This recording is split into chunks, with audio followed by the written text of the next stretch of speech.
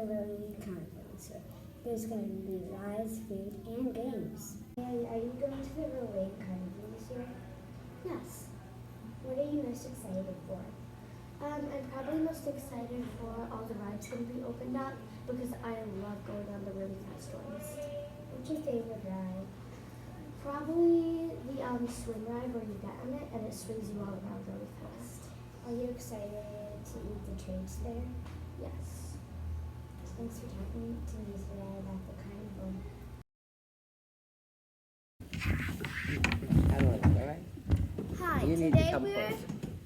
Today we're interviewing Miss Masad about Earth Day.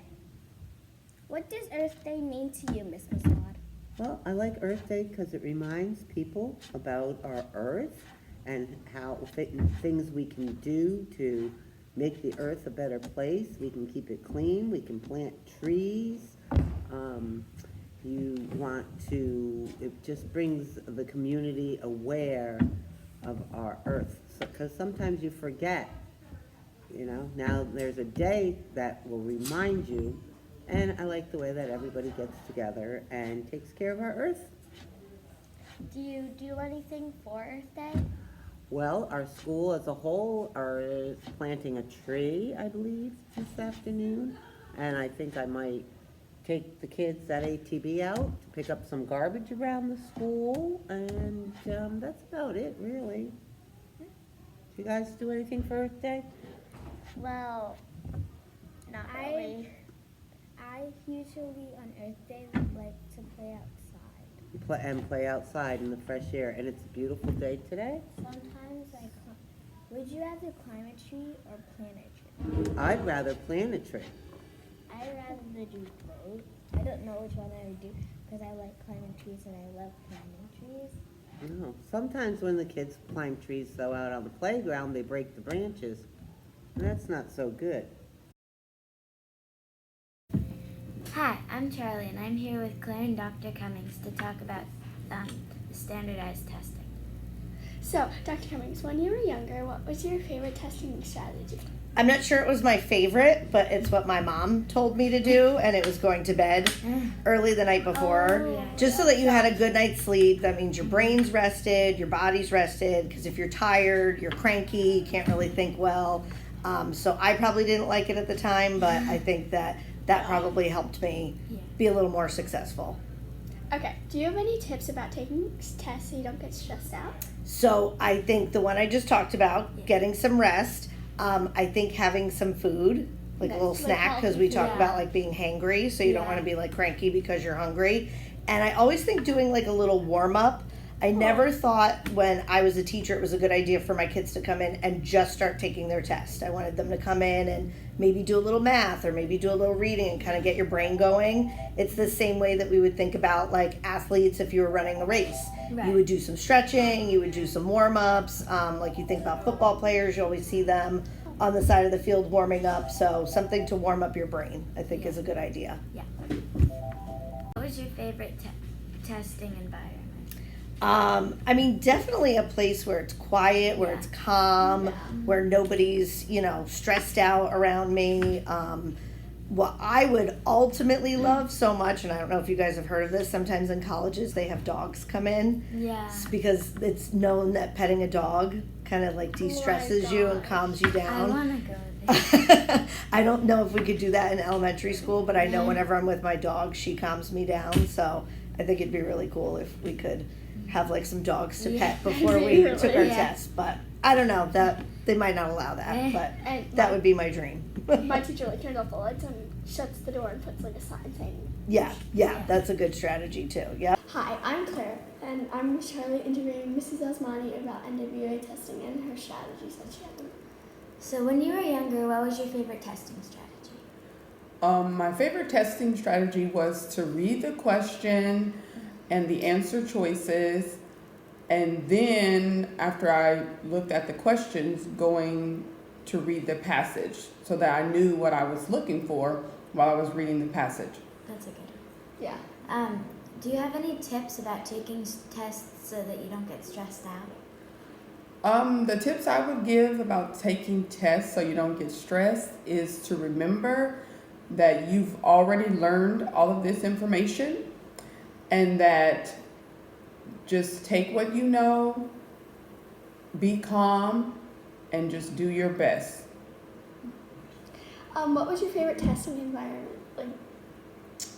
My favorite testing, I would say, was math because I loved math, and testing within the classroom with all of my other peers and A quiet space. So you can in a quiet space so that I could think and process and be really focused, and that would be the best environment. Hi, I'm Charlie, and I'm here with Claire to interview Abby about her testing strategies. So, what test do you prefer, reading or math? I prefer reading. Cool. Do you have any testing strategies that help you? So I usually get a good night's sleep or eat a good breakfast. What do you do if you don't know an answer to a question? I just take a deep breath and I pull out a paper and just solve the question on the paper because it's easier to do it that way for me. So yeah. Hi, I'm Corin, and today I'm interviewing Jack. Hi. Jack, what was the best part in the MoMath Museum? I really liked solving cracking the code and playing the games. What about you? I think it was all cool, but one of my favorite things was maybe that bicycle one with the square wheels. Yeah, that was fun. That was fun. Did you like going on the train? I mean, my dad goes on the train all week, and I've been there so many times. So I'm comfortable with it, but I just don't like riding the train. For me, it was a lot of fun because I rarely go on the train because my parents work from home.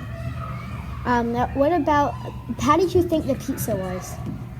The pizza was delicious. That's what I have to say. The pizza was definitely better than the school lunch pizza.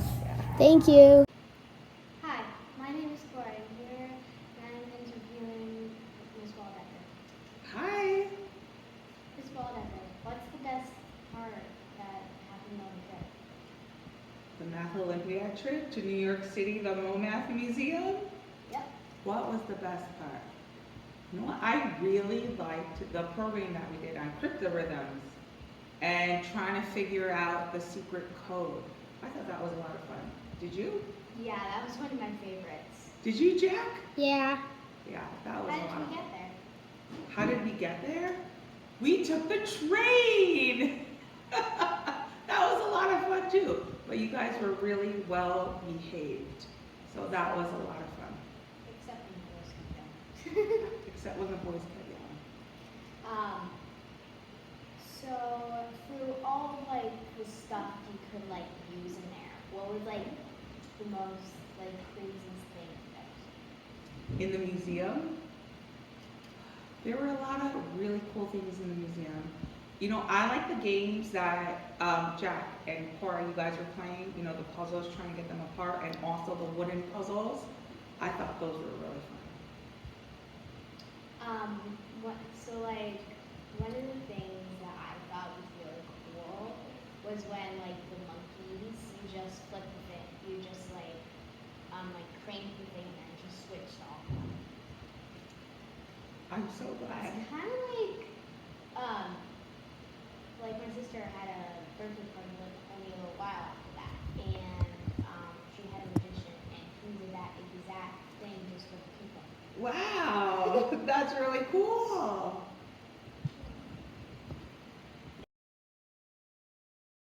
Hello, people.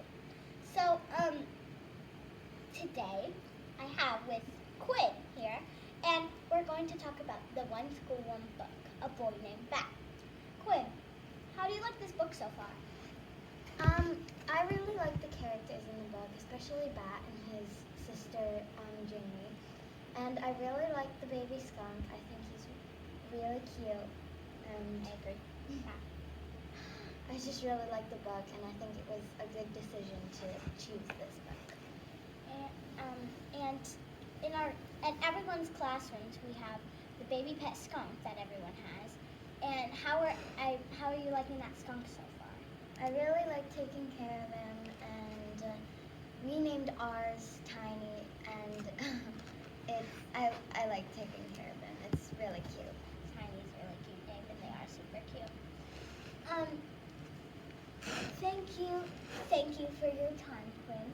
And so, bye guys. I hope you have a good day at school and stuff. With your baby skunk. Yes, with your baby skunk. Bye! Hi, I'm Charlotte, and today I have Miss Celia with me, and we are interviewing her about the One School One book. Miss Celia, how did you help decide what the One School One book should be?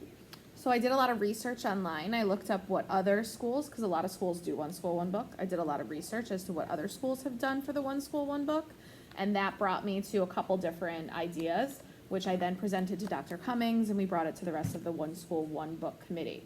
And what's actually exciting is we're not the only school in Norwalk that's doing this book. Fox Run did this book, and so did Brookside. So a bunch of us selected this book for our One School One book this year.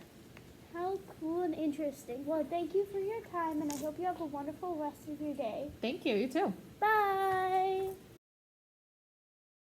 I'm Abigail, and today I'm interviewing Charlie. and Claire.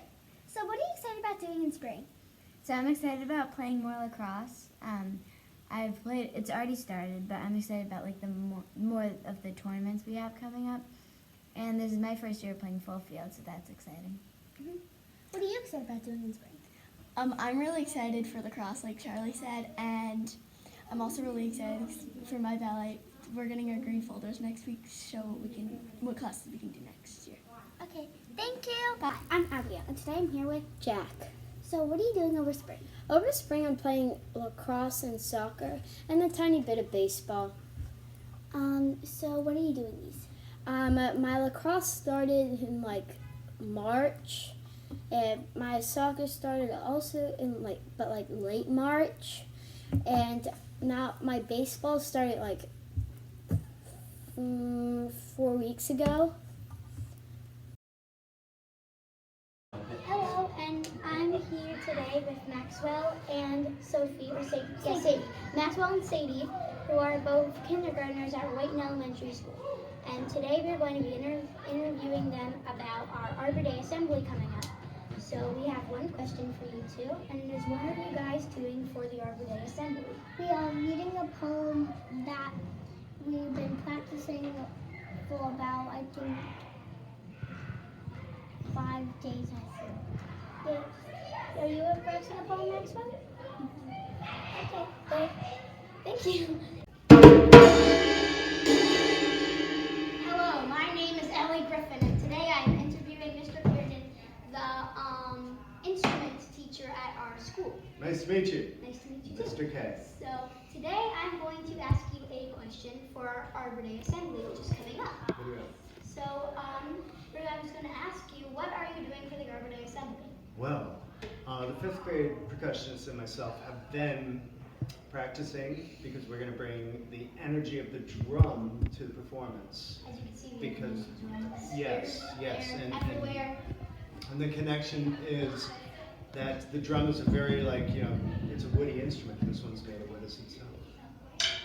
Yep, that does feel like wood. Yes, it does. All right, so that's what we're doing, 5th grade percussionists. Well, thank you for your time. You're welcome.